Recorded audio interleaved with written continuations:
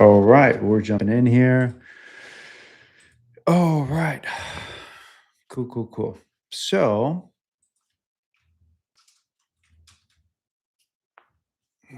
let's see real quick.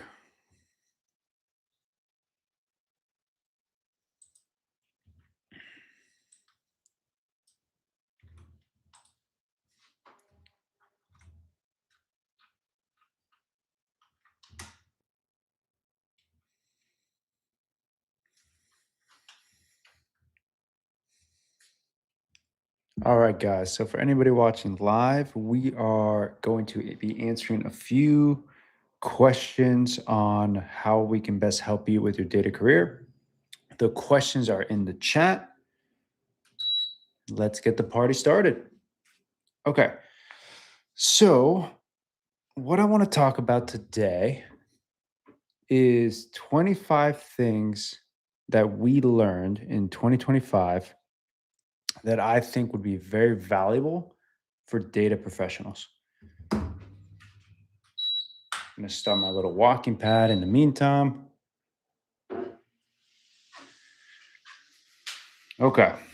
So basically, the way this live is going to work is that if you have a question that you want to ask, you can go ahead and put it in the chat. If you don't have a question, you can just kind of hear me yap.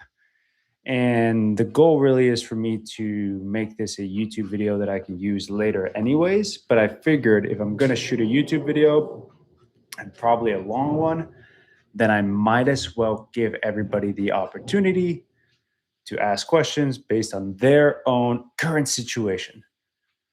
All right.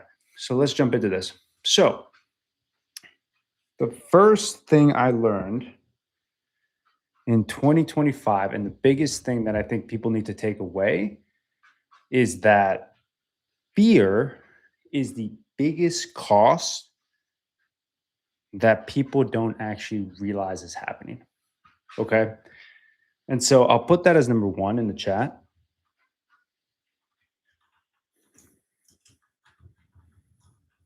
And it's very simple. It's that fear costs millions of dollars. And so I'll give you an example because this might be you in the data space. We've talked to over 100,000 people looking to improve their data careers. And out of those 100,000 people, probably 90% of them have been unhappy in their job for longer than 2 years. So, like, think about that for a second. It's like you're at your job and you're unhappy for more than 2 years. And the thing is, you might have been at your job for like 5 years, knowing you're underpaid, but you're finally unhappy for the last 2 years. And so, what most people don't realize is that the opportunity cost of not doing anything is actually very, very expensive. And so, I'll give you an example, right? Let's say you're making 100 grand a year, but you have 10 years of experience so that you know you could be making 200 grand a year. That 100 grand delta is the cost of not doing anything. And that cost is there every single year. And so that adds up, right? If you've been there for 2, 3 years, that adds up to 300 grand. Now, think about if you were to stay there for another 2 to 3 years, which is basically what happens at this point. People kind of hit this inflection point of like, do I do nothing? Do I do something? Well, if you don't do anything and you incur those 2 years again, then that becomes another 300 grand. So now you've wasted 600 grand doing nothing.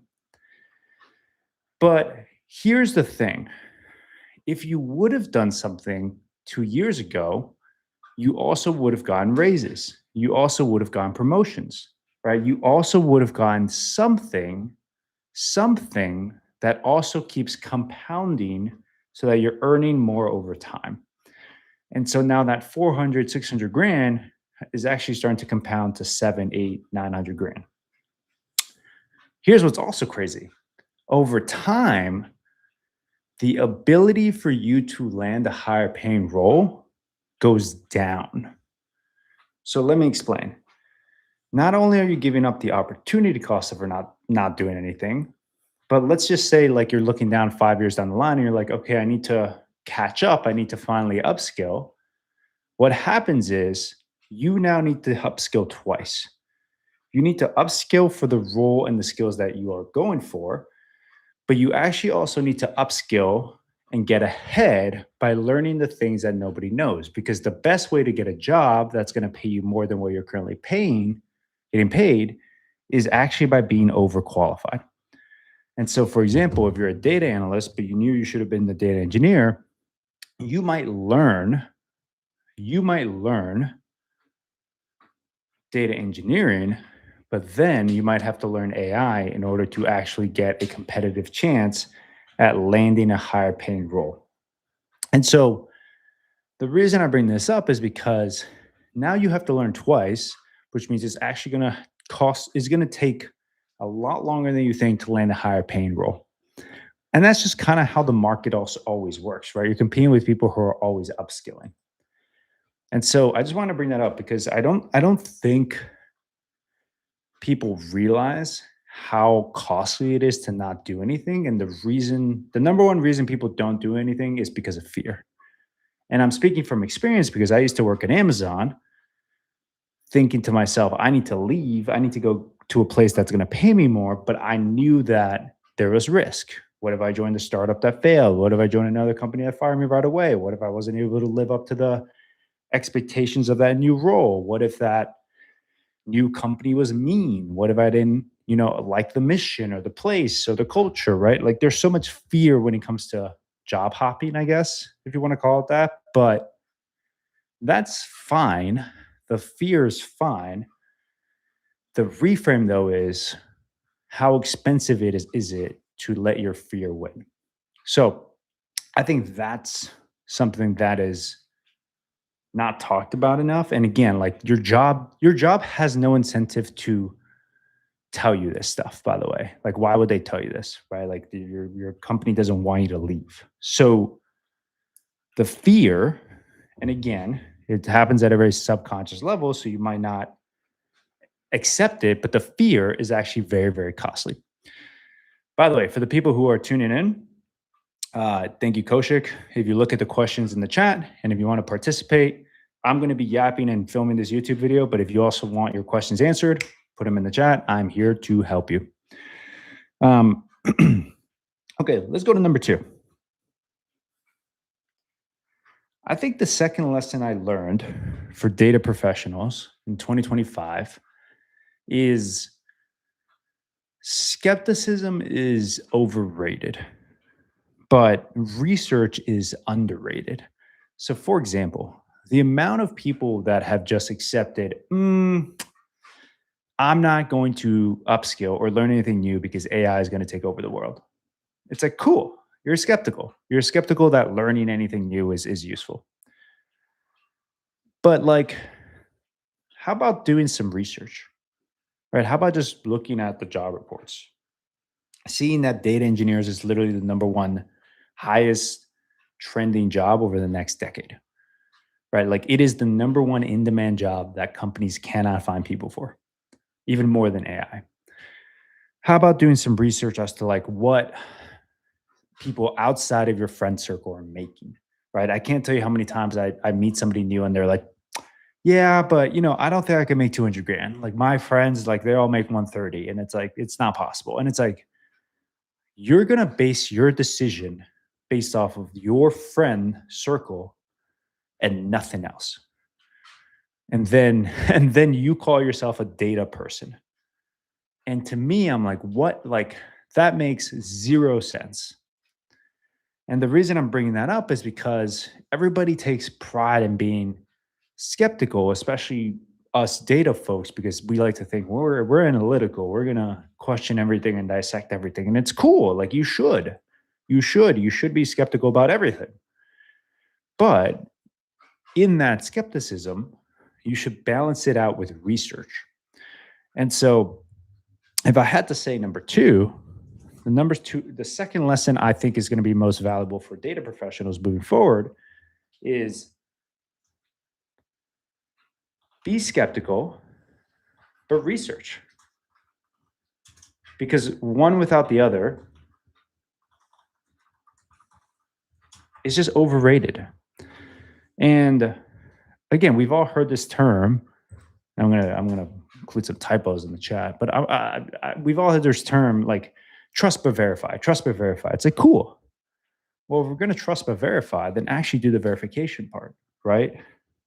Or if we're going to do not trust but verify, then actually do the verification part. And so again, number two, don't take so much pride in being skeptical. Like I know us analytical folks likes to question everything, but it's if it hasn't helped you land a higher paying data role, then you should question whether that strategy actually works, right? Can't tell you how many times I'm like, well, I'm skeptical. I'm like, cool, you've been stuck at your same job for 20 years. So how about we try a different strategy? Just think about that. Number three, free is expensive. Ooh, anybody who sells boot camps, courses, anything like that, they will tell you the same thing over and over again. When we look at our stats of the people who have put in the most effort, the people who want free or who sign up for free are never the people that actually put in the effort. And I think that that is actually very interesting because it is the people who negotiate the most, it is the people who expect the most for the least amount that constantly are the ones that are not actually taking advantage of what they said they would take advantage of. So free is actually very expensive. And it's why like 40% of the people we talk to are literally like, yeah, I've been trying to do this on my own. And we're like, yeah, what have you tried? And it's like Coursera and Udemy and Code Academy. And it's like, cool, well, have you gotten the job you wanted? And they say no. And it's like, cool. So do you think that it was actually free? If you wasted all your time, isn't your time very valuable? And then they kind of slowly start to realize like, maybe it wasn't actually free, right? It's like when people are like, Facebook is free. It's like, no, it's not. They have your data, right? And Coursera is not free. They take your time. And so free is actually very expensive.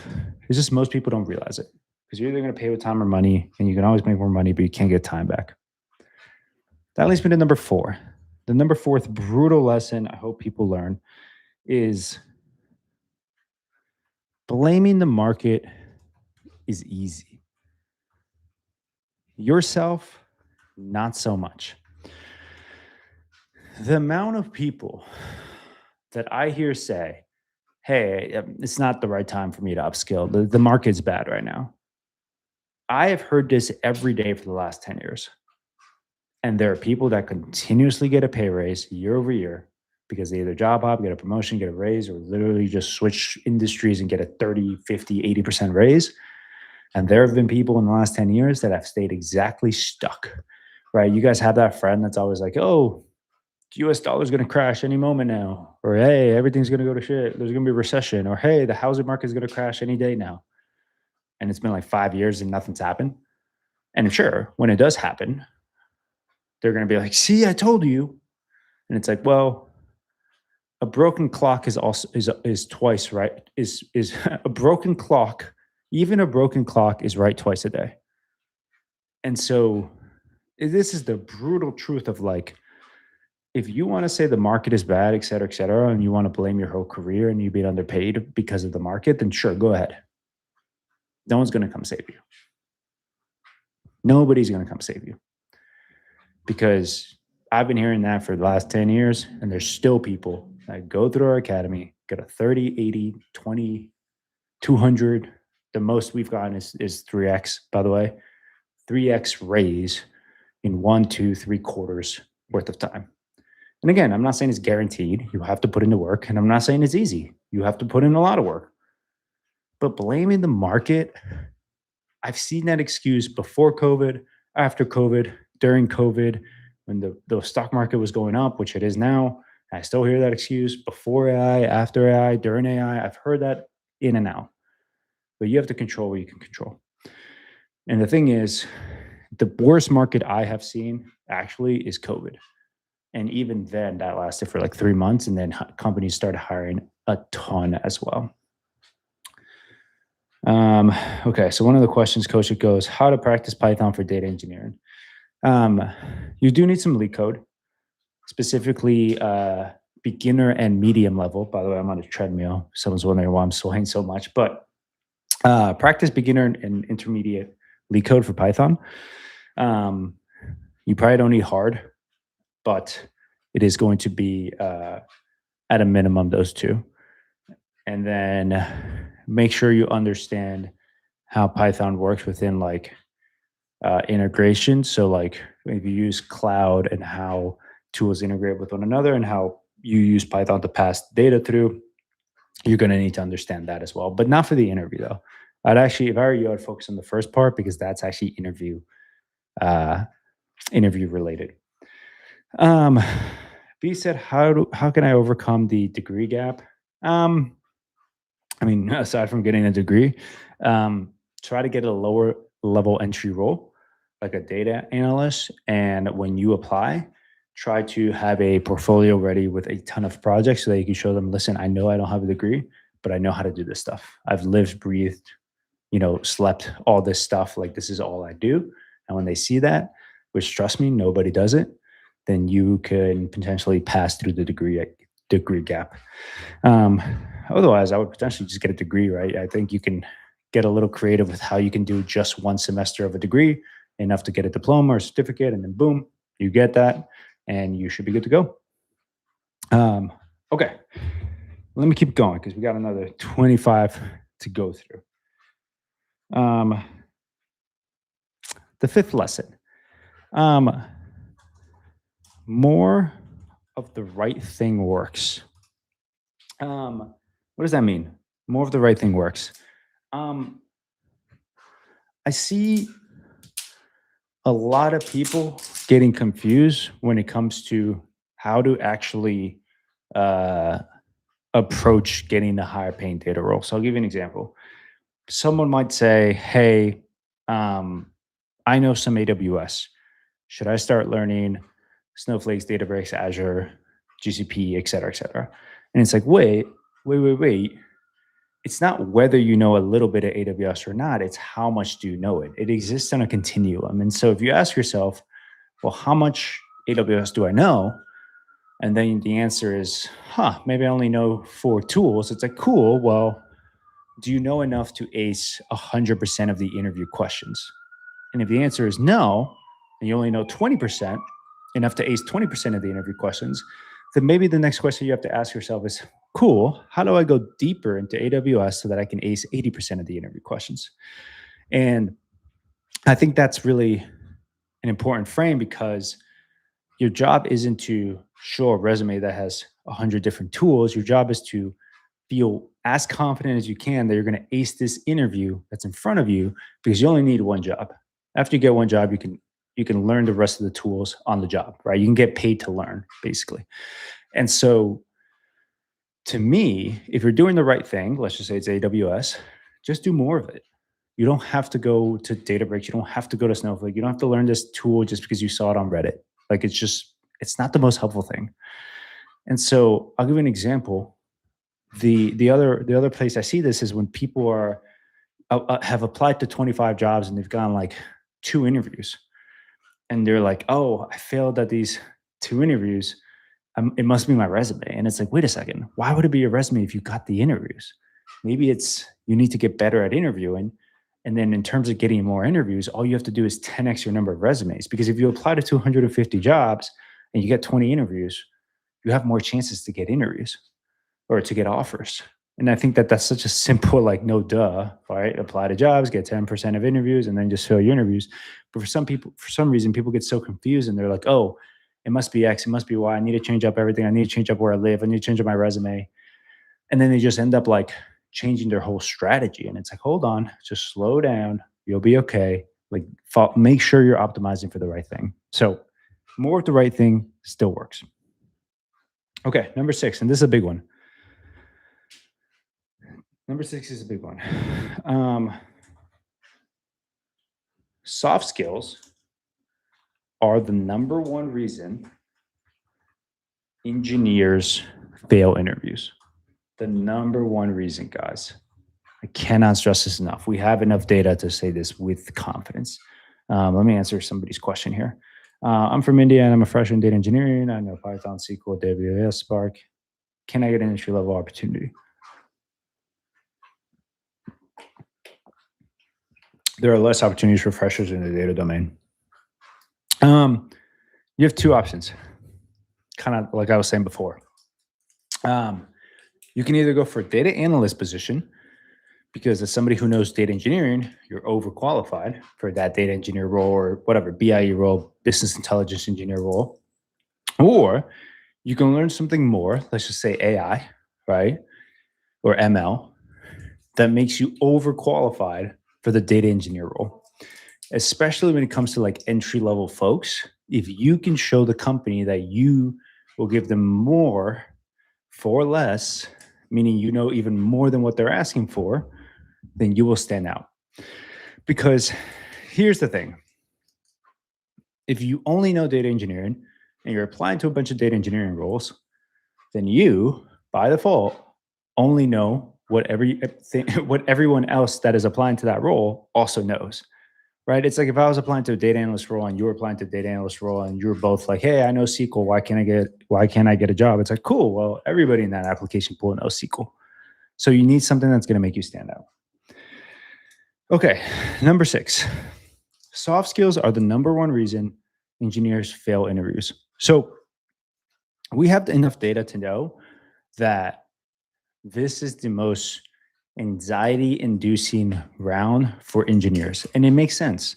Right? Like, how many of you watching this are probably thinking to yourself, oh, I know the technical stuff. I'm confident I can learn it. Oh, if you put a SQL problem in front of me, my brain, boom, right?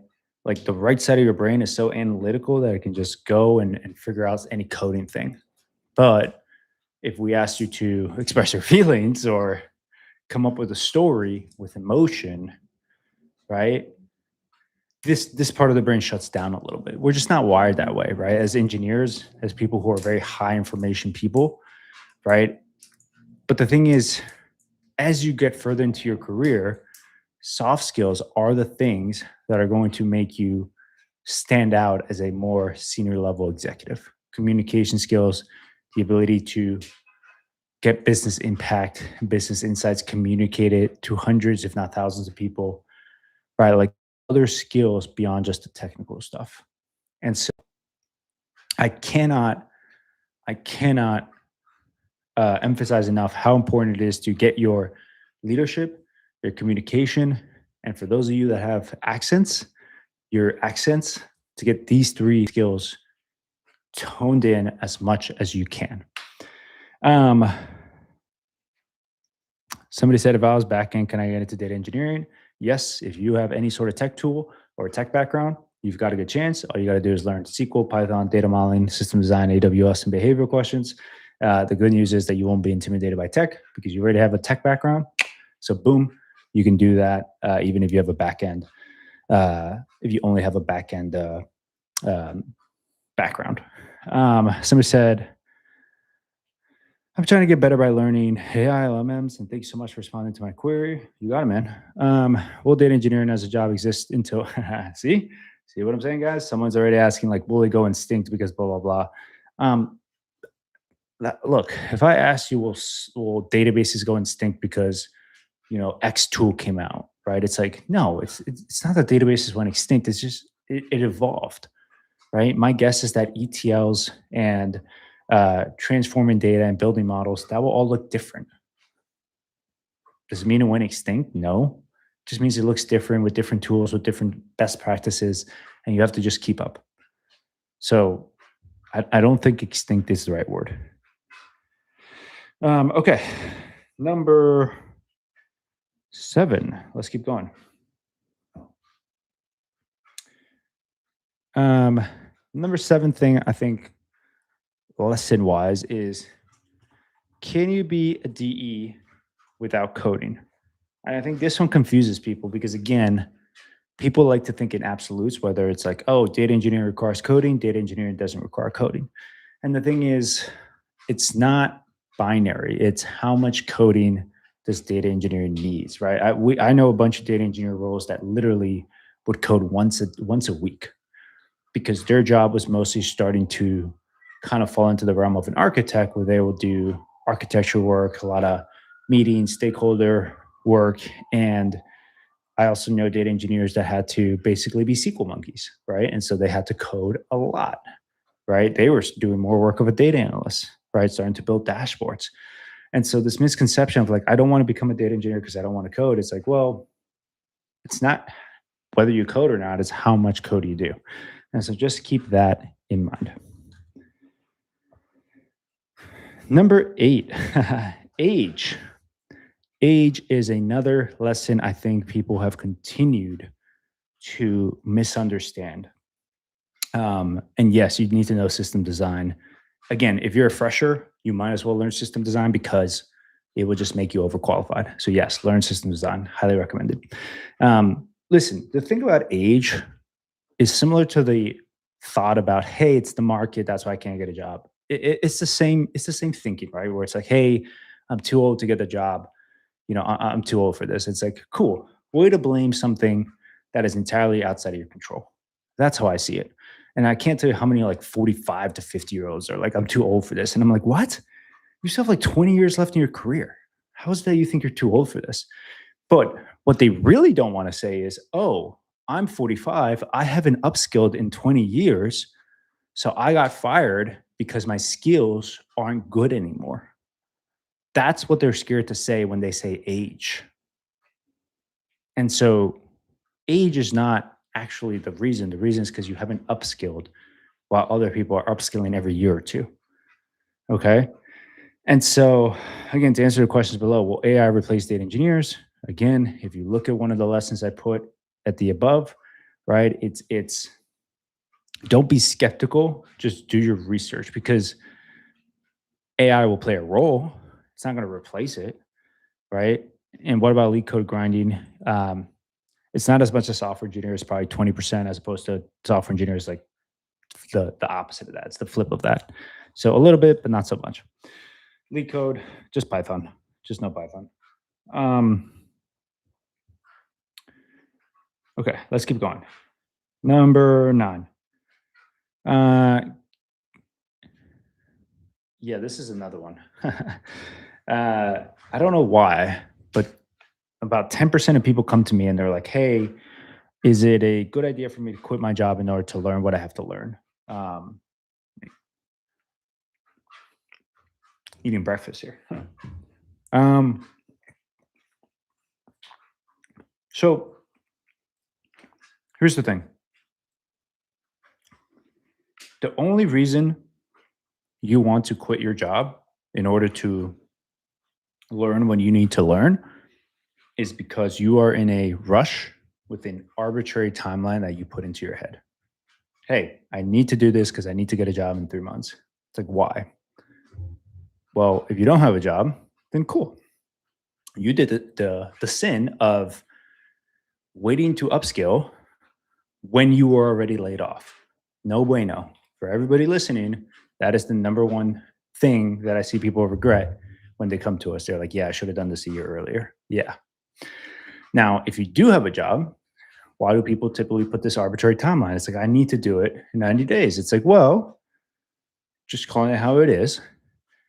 People have no perception of how delaying gratification works. Meaning, like, if someone says, I need to do this in 90 days or I'm not doing it, they're basically saying, like, oh, if I don't do this in 90 days, it's not worth it. It's like, cool. But the alternative is that you just don't do anything and you get stuck in your same job for the next 5 years. And then it really wasn't worth it. And so this arbitrary timeline that people put in for themselves is just hurting you more than you think. Now, I'm all good for being held accountable, and you should tell yourself, I'm going to do this in 90 days because I really want to, push myself. Sure. But you don't need to quit your job. Just take a little longer to do it. It's fine. Right. And then for the person asking about AWS versus GCP, yeah, AWS is in 70% of the interviews that we apply to our clients for, because we apply on behalf of our clients. 70% of the interviews are AWS related. I think 20 is Azure, 10 is GCP. So if you want the highest chance and the highest net that you can cast when you're applying to jobs, go the AWS route. Okay. Number 10, lesson number 10.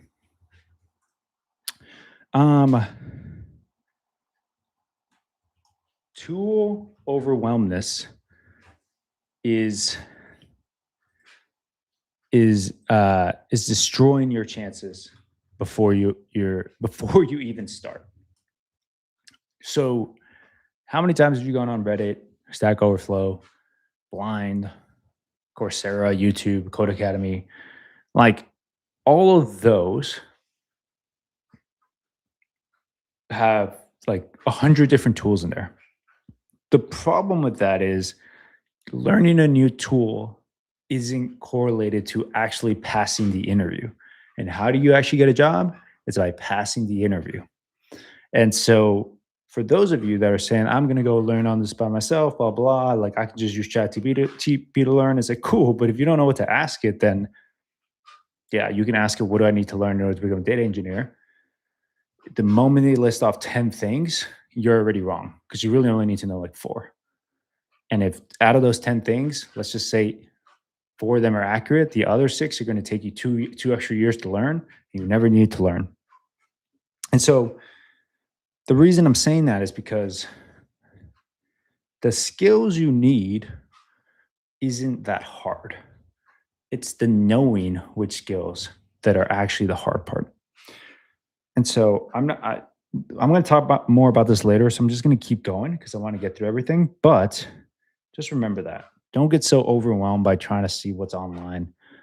My best recommendation is like go to a person who's actually a data engineer and just ask them what it is that a data engineer interview looks like. The interview is different than the skill set. Go for the interview. You'll get more clarity there. Ooh, this one's a good one. This one's a good one. I got more than 25, so I'm trying to figure out which 25 to do. Okay. Which companies pay 150K plus? There's a misconception around salaries that I need to talk about. Most of you are trying to figure out if you can actually make more money.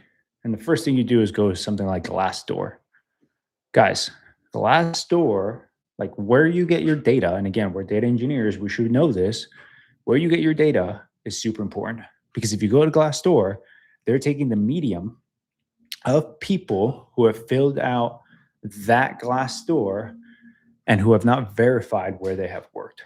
So let me explain. Levels.fyi is for engineers that have to verify that they work for a big tech company. Then you get to see their equity, their signing bonus, their salary. So the total compensation. Glassdoor is anybody that can go on and just put a number. This one, big tech engineers do it. This one, everybody does it without verification. Which one do you actually think has more accurate data? What's going to be LeetCode? Or sorry, levels.fyi. And so people will come to me and they're like, hey, I don't think I can make 200 grand as a data engineer. And I'm like, why? And they're like, because in Glassdoor, I saw that the medium is whatever, 160. And this is the medium. And the thing about that statement is like, well, number one, it shows me you haven't done your research. Number two, it shows me you don't understand the big tech world, which again, levels.fyi is the best place to actually go and see what other people are making, right? Because it's in real time. You can see the data points as they come in. But more importantly, that statement of like, hey, I can't make 200 grand because the medium is 160 does not make sense to me.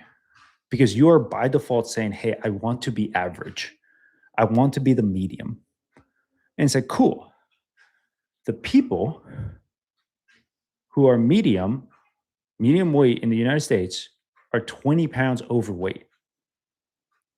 So if you go to a personal trainer and you're like, I don't think I can get a 4-pack or a 5-pack because the medium weight is 20% overweight. It's like, what? So you're just ruling it out based on this inaccurate data that's skewed? Like the whole point of you upskilling and trying to get better, if you're watching this especially, that must be you, right? Is to try to be in the top 10%, the top 20%.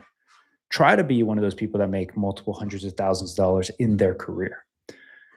And so like this misconception of like, hey, There are no companies out there paying 200 grand because I don't know any friends that do it. It's like you have to open your horizon because beliefs matter more than anything. What about Java dev? Yes, a Java dev can transition into data engineering. Do you know who? Heard of him? Don't know him personally. Okay. What tools are covered? Let's keep going. So number 12. Again, the most important tools, very simple. SQL, Python, AWS, system design, data modeling, and behavior questions. And the higher you go into your career, the more the behavioral questions are going to matter more. By the way, this is a big miss I see where it's like a lot of people who are, let's say, 10 years into their career, just like put their head down and lead code for like 5 months, only to realize, oh, wait a second, none of my interview rounds are actually asking me SQL questions. And it's like, yeah, the reason for that is because you now have more experience under your belt. You're going for a more senior role, and you now actually need to show leadership skills, communication skills, behavioral question skills. So when it comes to tools, you need to be able to delineate what's actually important on the interview. Now, data modeling, for example, is one where, yes, you need to understand data modeling concepts, fact tables, dimension tables, right? That kind of stuff. But what's more important is you need to be able to show how you approach a problem on the interview. And so I put this under the tool section because for somebody learning data modeling, they might spend years focusing on this tool or this syntax, right? Or hey, how can I create the perfect script to create the perfect table? And it's like, cool, that's fine. But I've never seen it on the interview. And we've helped over 1,000 people go on the data engineering interview. And we've just never seen that kind of question asked on the data modeling round specifically. And so this is what I'm saying. It's like, you have to rethink how you think about tools because yes, you want to learn everything, but if your goal is to get a job and get a higher paying role, learning can be very expensive if you spend the next 3 years doing it. So that's what I'll say on that one.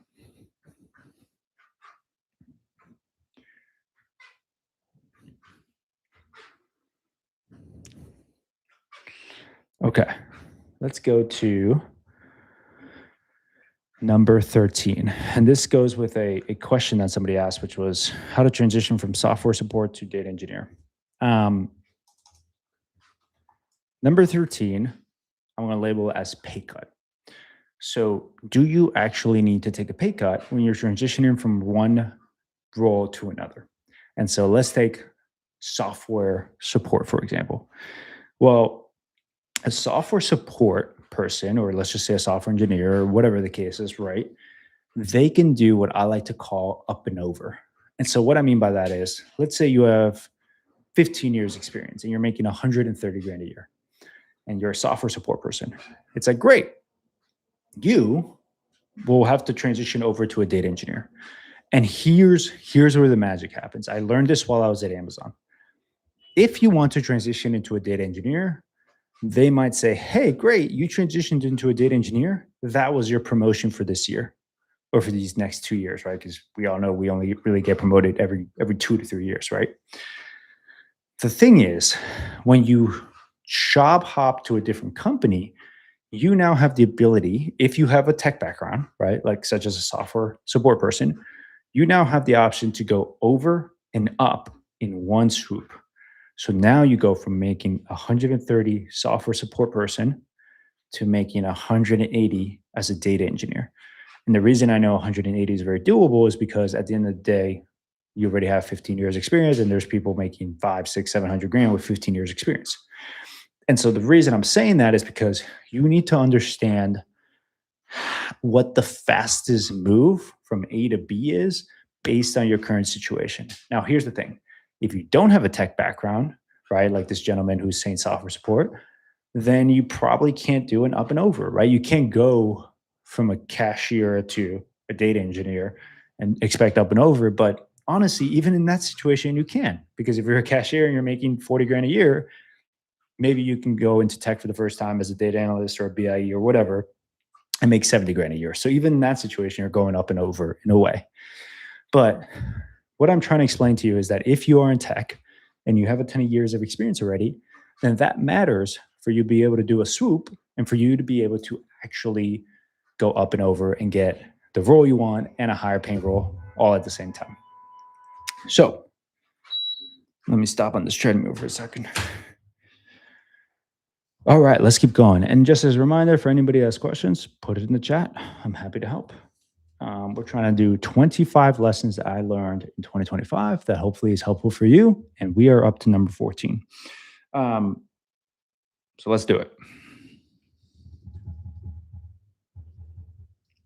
Okay.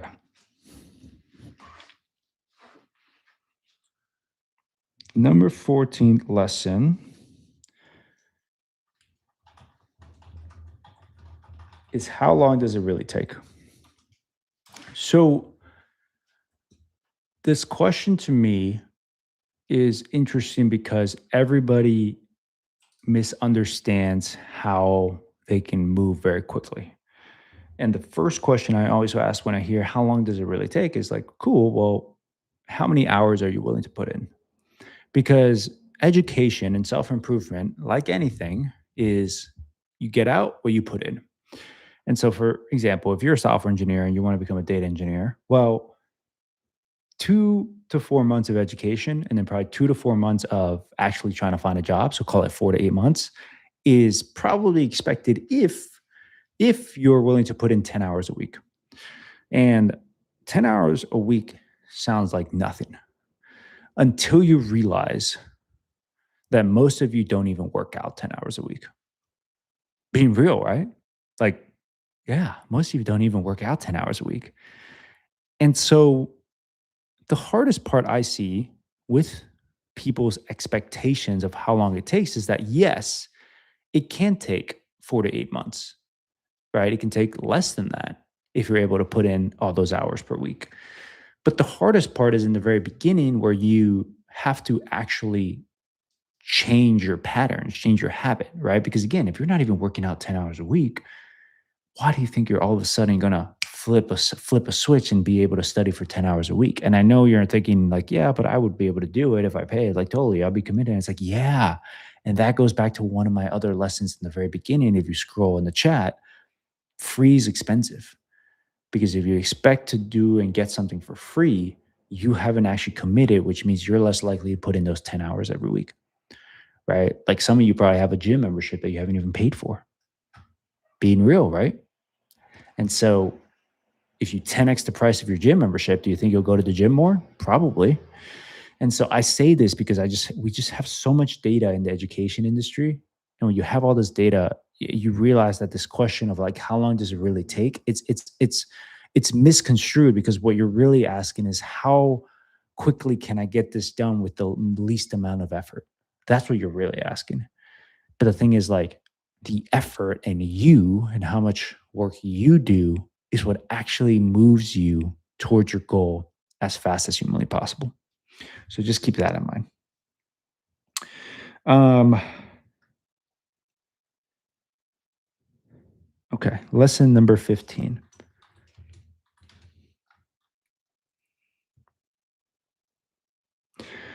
Lesson number 15, we'll talk about leadership.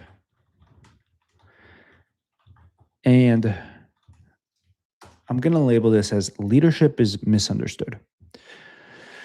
And the reason I'm saying that is because a lot of times when people think leadership, especially in the tech role, they think Scrum, they think sprints, like, hey, how do I, develop the ability for our engineers to move along and get projects done in a timely manner. And yes, that is part of it, right? You also have to hire, you have to fire, you have to manage, right? You have to do very tough decisions.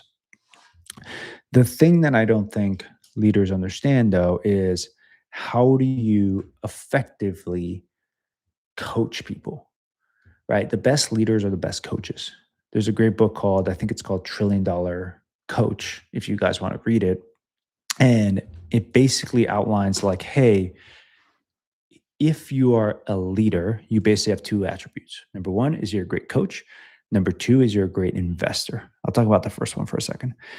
If you are a great coach, then what you want to do is you want to be able to give your direct reports the ability to fish, not just give them fish. So, for example, if I have a direct report that comes to me and they're asking me questions and they're like, hey, how we have a problem here.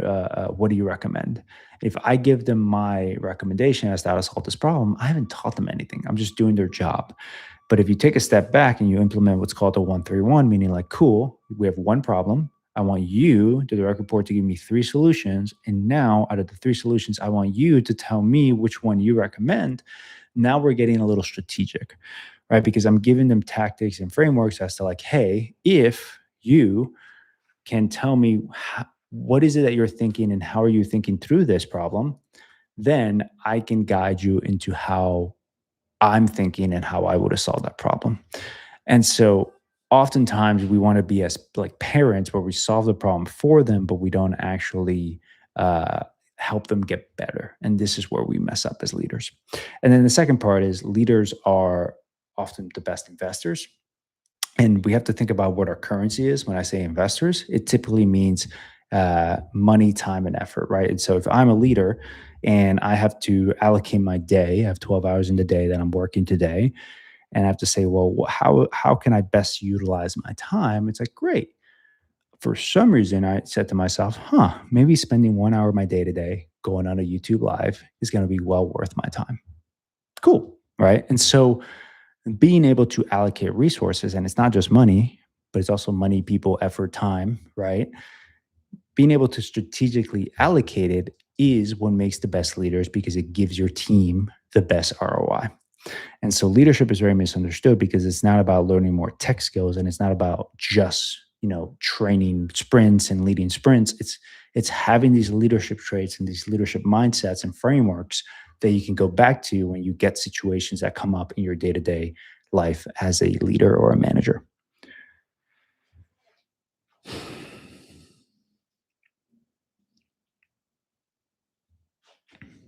All right, number 16, brutal lesson.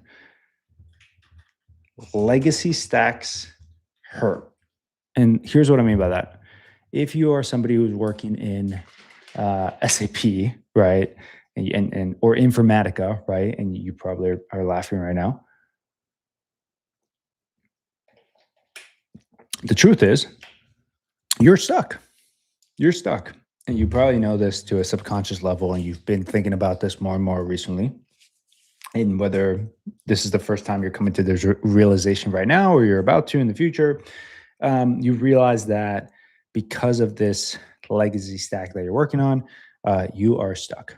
And the thing is, you need to get out of that as soon as possible, because the longer you stay in those legacy stacks, the longer you will be become a dinosaur, and the harder it will be for you to find a job. And again, it goes back to one of the other lessons that I said earlier, which was if you do not make a move because you are scared, then that scareness, that fear, costs you millions of dollars in your career. Millions. If you're in the US, right? If you're somewhere else, then convert the currency. But if you're in the US, it is costing you millions of dollars. And I'm saying millions because the cost of not doing anything is very clear. If you should be making 200 grand and you're only making 100 grand, that's $100,000 difference. The longer you wait, the more you just burn 100 grand every single year.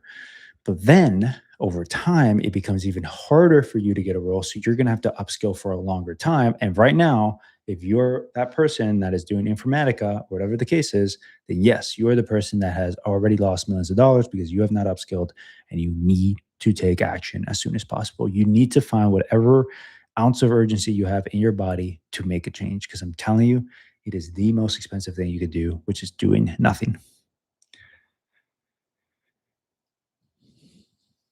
Okay, let's see. What else can we do here?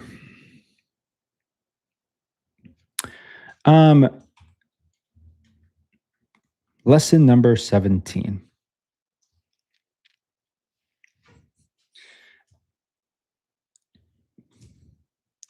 Am I competitive?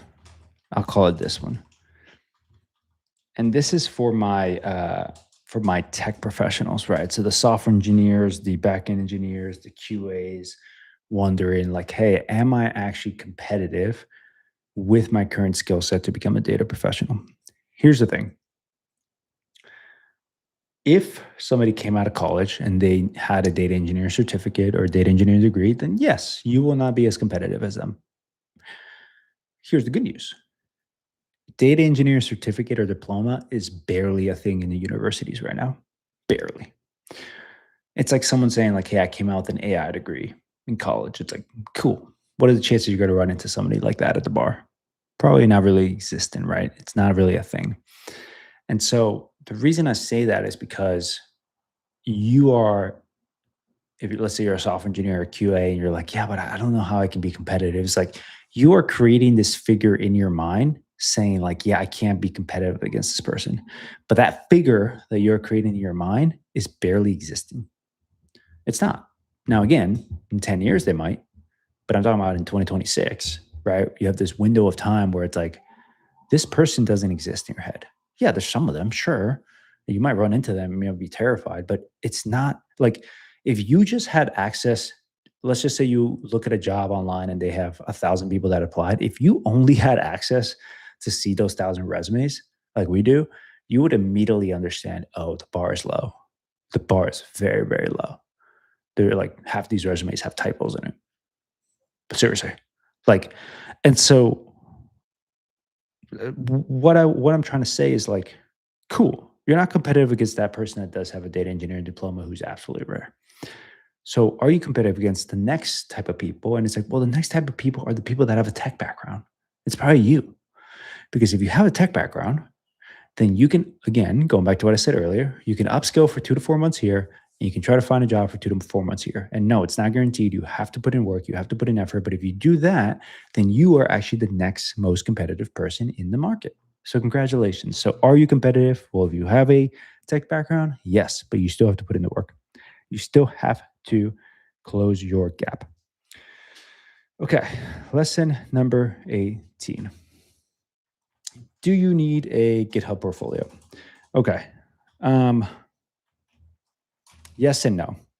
I think that if you have less than 2 years of experience, you can benefit greatly from it. I think if you have more than 2 years of experience, you barely even need it because the longer and more of a experienced engineer that you are, the more that the recruiters are going to be looking at what you have done. They're going to be looking through your resume, and they don't have the time nor the knowledge. If you think about it, right? Recruiters don't have technical knowledge to actually click on your GitHub portfolio and actually look at everything.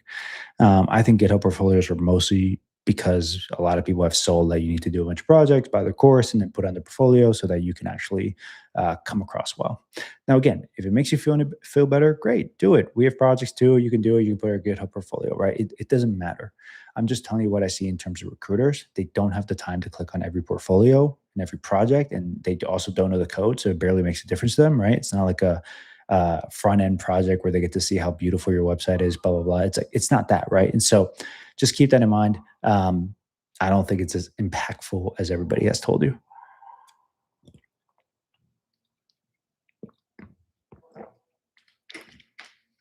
Um, 50-50.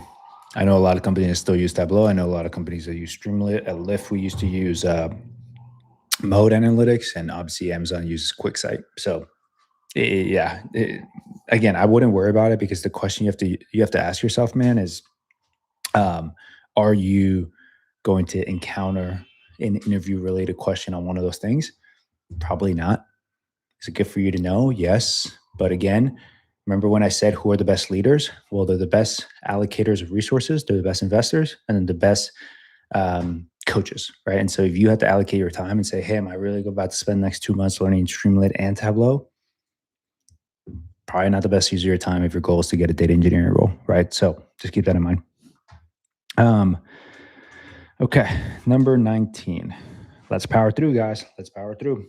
We got 6 more to go. The TPM role, technical program manager, technical product manager, is it a good route to go to? I'll give you the pros, I'll give you the cons, because again, Like most things in life, it's not binary. It's not is it good, is it bad? It's how good or how bad is it? And so for TPM, for those of you that don't know, it is a technical program manager, technical product manager.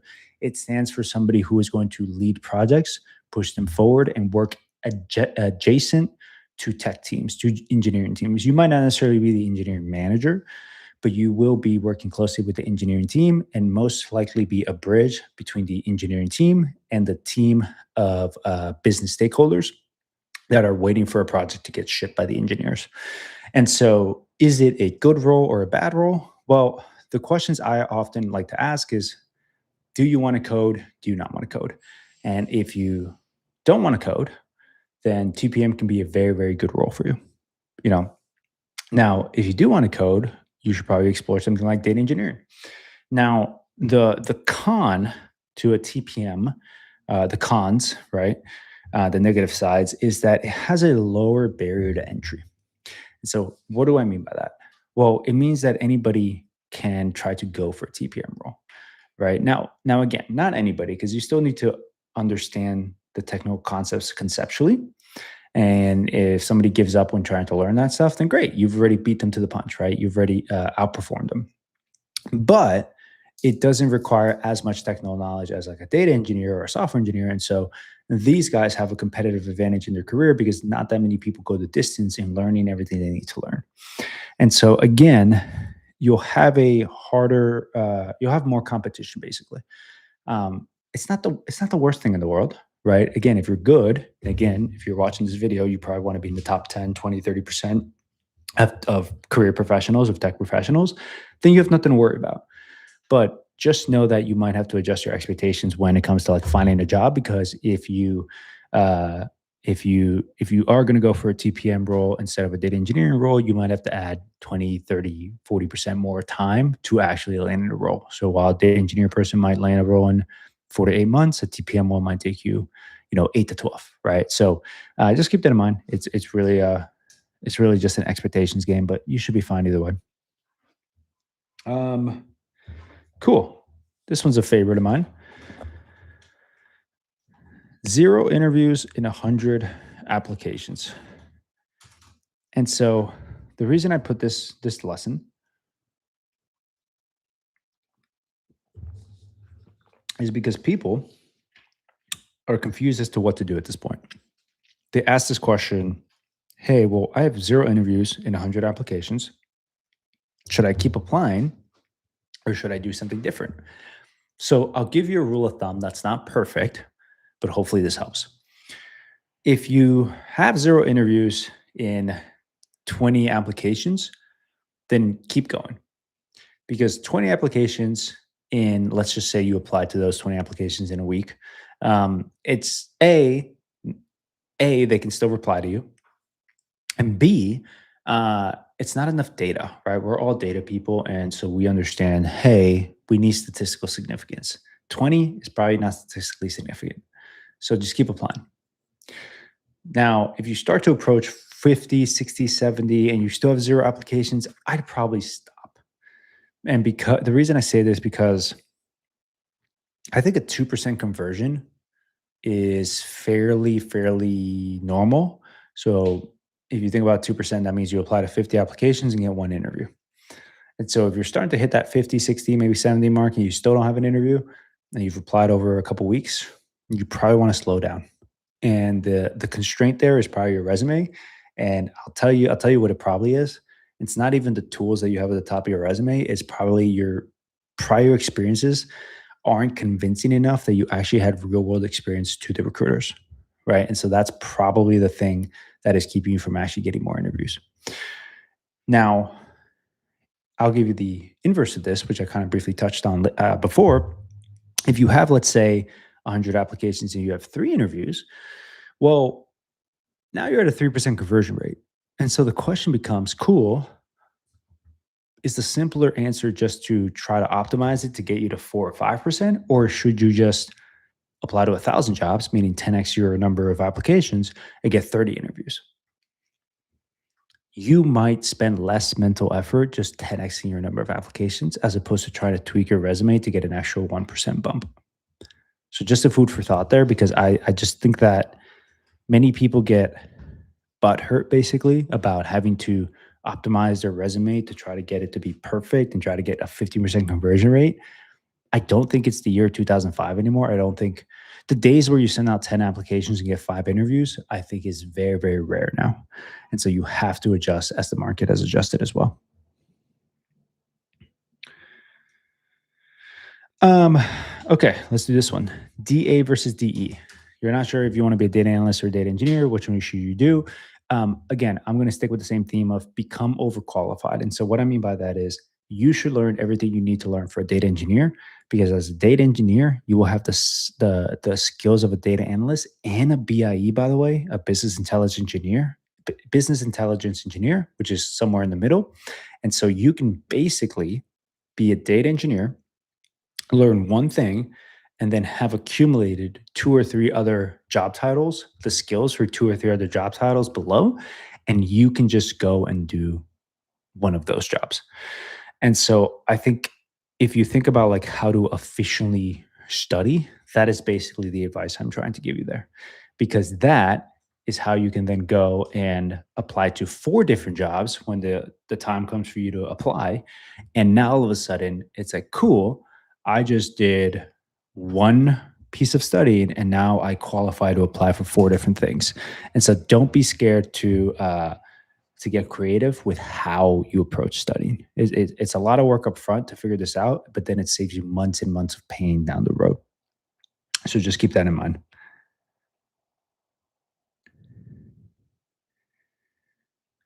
Cool. Do we need real world projects? Um, I think this is a great question because I think, and again, I think Coursera and Udemy have their place, but I think unless you can understand how these tools and projects are used in the real world, I think it will never really get retained in your brain.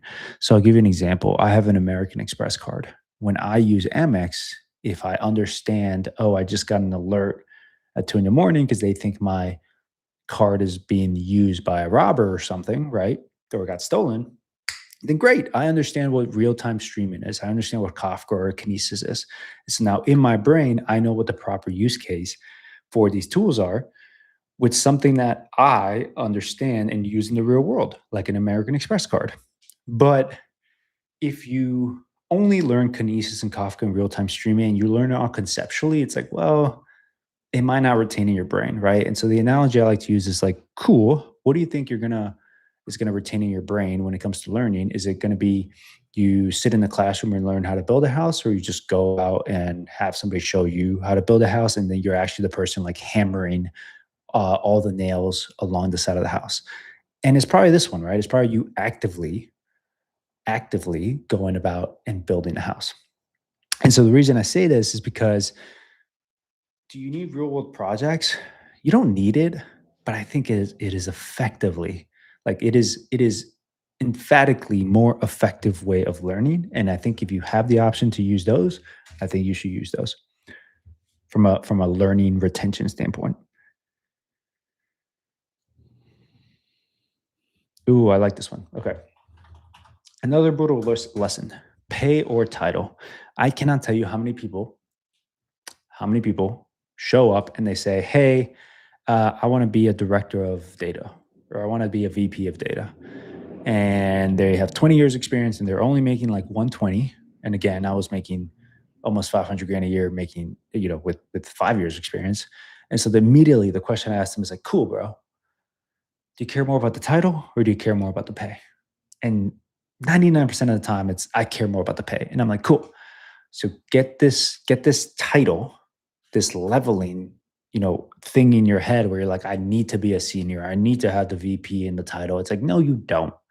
No, you don't. If you can get a junior level role and make two or three times more than what you're making right now, then who cares? Who cares? I'm a big fan of optimizing for the money, because I think once you optimize for the money and you're less stressed in your real life, then you can go out and focus on, hey, now I'm going to go get leadership skills. Now I'm going to learn how to, implement AI. Now I'm going to learn how to be really good at my job so I can get promoted, or start being at least mentors to mentees and start interviewing and start picking up different skill sets.